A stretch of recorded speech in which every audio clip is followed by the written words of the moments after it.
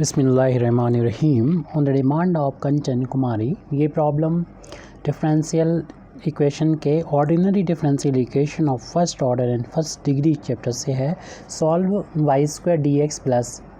X square minus x Y plus Y square D y is equal to zero by making exact equation, यानी इसको exact equation बना के solve करना है. हालांकि हमने इस इक्वेशन को पहले भी सॉल्व किया था और लेकिन दूसरा मेथड था, यहाँ पर हमसे डिमांड की गई कि एग्जैक्ट बना के इसको सॉल्व करना है. तो उसका लिंक भी हम इसमें प्रोवाइड कर देंगे और उसमें इसका लिंक प्रोवाइड कर देंगे उस वीडियो में. तो सबसे पहले जिस डिफरेंशियल इक्वेशन को सॉल्व करना है इसको हम यहाँ पर लिख देते हैं. Y square D x plus x square minus x Y plus Y square D y is equal to zero, और इसकी कंपेयर कर देंगे M d x plus N d y is equal to zero से, ताकि हम ये पता कर लें क्या ये गिवन इक्वेशन ही एग्जैक्ट तो नहीं है. तो डी एक्स को कोफिशिएंट एम और यहाँ पर डी एक्स को कोफिशिएंट वाई स्क्वायर है, और इधर देखें डी वाई को कोफिशिएंट एन है, वहाँ पर डी वाई को कोफिशिएंट ये ब्रैकेट है x square minus x Y plus Y square. Check करें पहले कि ये एग्जैक्ट तो नहीं है, तो इसके लिए हमें del M over del Y, यानी एम का वाई के रिस्पेक्ट में पार्शियल डिफ्रेंशिएशन निकालेंगे, इसका वाई के रिस्पेक्ट में डिफ्रेंशिएशन 2y हो जाएगा. ऐसे ही एन का डिफ्रेंशिएशन एक्स के रिस्पेक्ट में पार्शियली करना होगा, तो एक्स स्क्वायर का तो 2x हो जाएगा, और एक्स के लिए y कांस्टेंट होगा तो इनटू में बाहर ले लें, और एक्स का एक्स के रिस्पेक्ट में डिफरेंसेस ज़ीरो, और एक्स के लिए y कांस्टेंट होगा इसलिए डिफरेंशिएशन ज़ीरो. तो देख रहे हैं ये जो वैल्यू आई है वो 2x माइनस वाई के इक्वल आई है, और del M over del Y ये इक्वल नहीं है del N over del X के, इसलिए जो गिवन डिफरेंशियल इक्वेशन है वो एग्जैक्ट नहीं है. तो हम कह सकते हैं the given differential equation is not exact. The given differential equation is not exact नहीं है, तो एग्जैक्ट बनाना होगा हमको. तो एग्जैक्ट बनाने के कुछ रूल हैं, इसमें वो रूल ये फॉलो हो रहे हैं कि पहला रूल के पहला या कोई भी रूल हो सकता है, मतलब ये रूल कि हम चेक करेंगे कि M x plus N Y की वैल्यू को पहले फाइंड करेंगे कि ये ज़ीरो के इक्वल है या नहीं है. तो इसकी वैल्यू को निकाल सकते हैं. एम की वैल्यू हमारे पास है यहाँ पर ऊपर वाई स्क्वायर है, और उसमें जब मल्टीप्लाई करेंगे एक्स से तो ये हो जाएगा वाई स्क्वायर एक्स, और इसके बाद हमें एन की वैल्यू लिखना है, यानी X square minus x Y plus Y square, और उसमें वाई से मल्टीप्लिकेशन करना है. अगले स्टेप में हम लोग अगले पेज पर इसको देख रहे हैं. तो ये वैल्यू हो जाएगी, हमें चेक करना है क्या ये ज़ीरो के इक्वल अगर नहीं होती है तो हमें क्योंकि इससे पहले हम लोगों ने ये देख लिया था कि ये डिफरेंशियल इक्वेशन जो गिवन डिफरेंशियल इक्वेशन है वो होमोजीनियस है. अगर होमोजीनियस है तो चेक करते हैं ये, और होमोजीनियस ऐसा है कि dx का कोफिशिएंट में y की डिग्री 2 है, और ऐसे ही dy के कोफिशिएंट में हर एक टर्म की डिग्री 2 है. तो ये एक होमोजीनियस डिफरेंशियल इक्वेशन है. तो ऐसे में हम लोग चेक करते हैं M x plus N Y की वैल्यू देखते हैं ज़ीरो के इक्वल अगर नहीं होती है तो फिर हम बता सकेंगे कि ये इसका इंटीग्रेटिंग फैक्टर क्या होगा. यानी इंटीग्रेटिंग फैक्टर का मतलब होता है कि वो क्वांटिटी या वो वैल्यू जिससे किसी डिफरेंशियल इक्वेशन में अगर हम मल्टीप्लाई कर देंगे तो डिफरेंशियल इक्वेशन एग्जैक्ट बन जाएगा. तो हम चेक कर रहे हैं इसे. तो इसको हम पहले टर्म को एक्स वाई स्क्वायर लिख सकते हैं, और इस बारे ब्रैकेट को जब ओपन करेंगे तो वाई का इन तीनों टर्म में मल्टीप्लाई हो जाएगा. तो पहले टर्म में मल्टीप्लाई होकर ये एक्स स्क्वायर वाई हो जाएगा, एक्स स्क्वायर वाई है, फिर यहाँ पर मल्टीप्लाई होके हो जाएगा एक्स वाई स्क्वायर, और लास्ट वाला टर्म है प्लस का वाई क्यूब. तो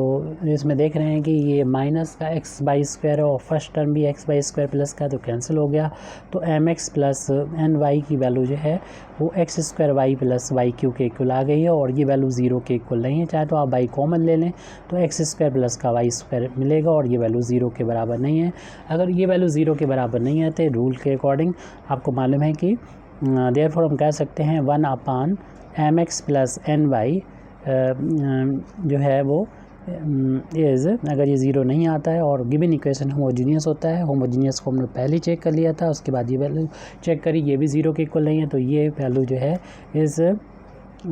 integrating factor for given differential equation. It हम कह सकते हैं ये वैल्यू हमारी जो M x plus N Y हो ये निकाली थी, यानी 1/y X square plus Y square जो होगा इस डिफरेंशियल इस integrating factor for given differential equation. और आपको पता ही है कि इसको में जब मिल जाता है ये इंटीग्रेटिंग फैक्टर, तो ये इंटीग्रेटिंग फैक्टर वो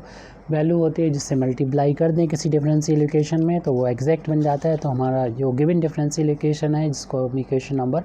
1 डाल देते हैं, इस पूरे इक्वेशन को, इस गिवन डिफरेंशियल इक्वेशन को हमें जो एग्जैक्ट इंटीग्रेटिंग फैक्टर मिला है इससे मल्टीप्लाई कर लेना चाहिए ताकि हमारा डिफरेंशियल इक्वेशन एग्जैक्ट बन जाए। तो इसको एग्जैक्ट बनाने के लिए हम मल्टीप्लाई करेंगे 1/y, तो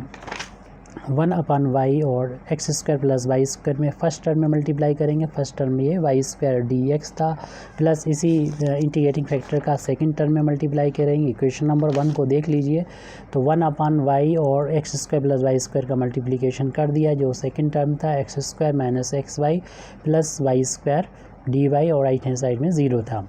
तो इससे थोड़ा सा कैलकुलेशन अगर कर सकें तो कर लीजिए। y की एक पावर ये कैंसिल हो जाएगी, तो हमारे पास न्यूमरेटर में एक पावर y की बचेगी, अपान में x square plus Y square D x plus ऊपर बचा हुआ है हमारे पास x square minus x Y plus Y square अपान में y और x square plus Y square D y is equal to 0। अब ये एग्जैक्ट डिफरेंशियल इक्वेशन हो चुका है, इसे चेक करने की कोई ज़रूरत नहीं है क्योंकि इंटीग्रेटिंग फैक्टर का मतलब ही यही होता है किसी डिफरेंशियल इक्वेशन के किसी डिफरेंशियल इक्वेशन में उसके इंटीग्रेटिंग फैक्टर से मल्टीप्लाई करने पर जो इक्वेशन बनती है वो एग्जैक्ट होती है। तो ये एग्जैक्ट है, तो ऐसे में ये वैल्यू जो है अगेन एम है डी एक्स प्लस ये वैल्यू एन डी वाई है, और इस तरीके से इससे कंपेयर कर लेंगे अपने माइंड में ही, और फिर हम जो फार्मूला होता है उसको लिखेंगे the solution of differential equation. तो फिर उसके बाद हम यहाँ पर जो डिफरेंशियल इक्वेशन है उसके सॉल्यूशन को लिख सकते हैं हम लोग। तो the solution of differential equation इसमें दिया जाता है इस तरीके से, जो m होता है फार्मूला पहले लिखते थे एम डी एक्स, और ध्यान रहे यहाँ पर y जो होगा वो कांस्टेंट रहेगा इस इंटीग्रल के लिए, प्लस और यहाँ पर लिखते हैं terms of n not containing x, यानी n के वही टर्म लिखेंगे जिसमें, और राइट हैंड साइड में यहाँ पर कोई भी कांस्टेंट, यहाँ पर c या हम यहाँ पर पहले c डैश लिख देते हैं। तो ये फार्मूला है, यहाँ फार्मूले में तो c यूज़ करेंगे, और यहाँ पर जो अगले हम यहाँ पर m की जो वैल्यू रखेंगे, m की ये m और n की वैल्यू पीछे जो की थी वो नहीं, अब इस वाले इक्वेशन की कंपेयर जो लास्ट में आई थी उसका इससे कंपेयर करेंगे। तो dx का कोएफिशिएंट m ये होगा, और यहाँ पर पूरा m की वैल्यू नोट कर लेंगे y upon x square plus Y square. ध्यान रहेगा y कांस्टेंट होगा, यहाँ पर लिखें या ना लिखें, जैसे यहाँ लिखा हुआ है, यहाँ नहीं लिखा हमने लेकिन y कांस्टेंट होगा, प्लस उसके बाद उन टर्म्स n में उन टर्म्स को लिखना होगा जिसमें x नहीं आता है। तो x जिसमें भी जो टर्म में x मिले, इसमें मिल रहा है इसमें मिल रहा है, इसे छोड़ दीजिए, सिर्फ ये वाला टर्म मिला है वो लिख दें, बाकी 0 हो चुका है। और ऐसी डिनोमिनेटर में भी ये y है, और इसमें दो टर्म है, इसमें x है, इस वाले को छोड़ दीजिए, इसको लिखे, इस वाले को 0 कर दीजिए, और वाई स्क्वायर सिर्फ हमें इतना मिला है, इसको y के रिस्पेक्ट में इंटीग्रेशन, और हमें c या c डैश यहाँ पर कोई भी कांस्टेंट के जो भी अच्छा लगे वो आप लिख सकते हैं। इधर x के रिस्पेक्ट में करना, y कांस्टेंट है, इस y को अगर बाहर ले लेते तो 1 का इंटू मान सकते हैं यहाँ पर, तो y को बाहर लिया तो 1 अपान ये वाई स्क्वायर को पहले लिखते हैं प्लस का एक्स स्क्वायर, यहाँ पर y को जब कांस्टेंट मानेंगे, और यहाँ पर y की एक पावर जो है, बल्कि ये वाई स्क्वायर है, ये वाई स्क्वायर से वाई स्क्वायर कैंसिल हो जाएगा, ऊपर 1 बचेगा, तो 1 अपान वाई आ जाएगा, d y is equal to C dash आ गया। अब यहाँ पर आप फार्मूला लगा सकते हैं, इंटीग्रेशन का फार्मूला ये होता है कि इंटीग्रेट करना 1 upon a square plus x square D x, इसका इंटीग्रेशन होता है 1 upon a tan inverse x upon a होता है। तो a की जगह पर हमारा कांस्टेंट के यहाँ पर y है, तो उसका फार्मूला होता है 1 अपान y हो जाएगा। इस फार्मूले के अकॉर्डिंग जो भी हमने यहाँ पर लिखा है राइट हैंड साइड में, और ten inverse x upon Y हो जाएगा फार्मूले के अकॉर्डिंग। ए की जगह पर हमारा वाई है और हम लोग जानते हैं वाई के रिस्पेक्ट में वाई का 1/y का इंटीग्रेशन लॉग वाई हो जाएगा और ये सी डैश लिखा रहना दीजिए एज इट। तो वाई, ये वाई से वाई कैंसिल हो जाएगा। अब आप वैसे तो हमारा ये आंसर आ चुका है, लेकिन जो हम इसमें कहा कि एक हमने दूसरे मेथड से भी इसको सॉल्व किया है और उसका लिंक भी इसमें प्रोवाइड करेंगे और आप देखेंगे आंसर देखने में तो अलग लग रहा है, हालांकि ये दोनों आंसर एक ही जैसे होंगे। तो इसको हम आपको मैच करा के भी दिखा दे रहे हैं ये आंसर कैसे एक जैसे होंगे। आपको ने फार्मूला देखा होगा कि tan inverse x plus tan inverse y, इसका फार्मूला होता है cot inverse x, tan inverse x plus का tan inverse z plus cot inverse z is equal to π/2। तो अगर 10 की वैल्यू फाइंड यहाँ से करेंगे टेन इनवर्स जेड को, तो π/2 में से कॉट इनवर्स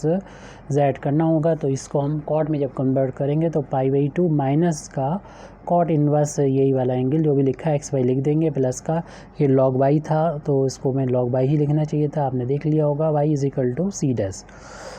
अब इसको एक साइड में रखना है, इसको राइट हैंड साइड ले जाएंगे और लॉग वाई को यहाँ पर रखिए। तो सी डैश और ये π/2 राइट हैंड साइड में जाके माइनस हो गया, ये राइट हैंड साइड में जाके प्लस हो जाएगा, ये cot inverse x upon Y. तो ये दोनों कांस्टेंट हैं और ये कांस्टेंट जो हैं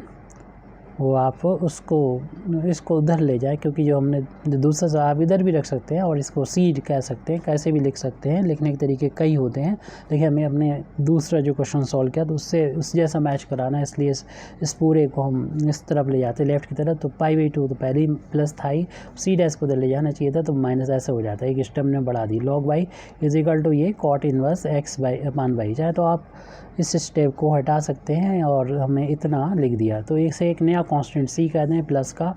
log Y is equal to, और हम लोग जानते हैं कि ये फार्मूला भी होता है एक कि कॉट इनवर्स अगर एक्स अपान वाई है, इसको आप 10 में कन्वर्ट करना चाहते हैं तो वाई अपान एक्स हो जाएगा, ये पलट जाता है, यानी 10 इनवर्स करेंगे तो वाई अपान एक्स। तो हम पलट दिया इसको, और जो हमारा जो पहला वाला क्वेश्चन है जो सॉल्व किया था हमने, तो उसमें ये लेफ़्ट में लिखा था तो ऐसे लिखा हुआ था 10 इनवर्स वाई अपान एक्स, और राइट में लिखा हुआ था लॉग वाई प्लस का सी, क्योंकि इन दोनों को मिला के π/2 माइनस सी डैश को एक नया कांस्टेंट हमने सी कह दिया। इस तरीके से हमारा ये आंसर पुराने वाले आंसर से मैच कर जाता है। हालांकि दोनों का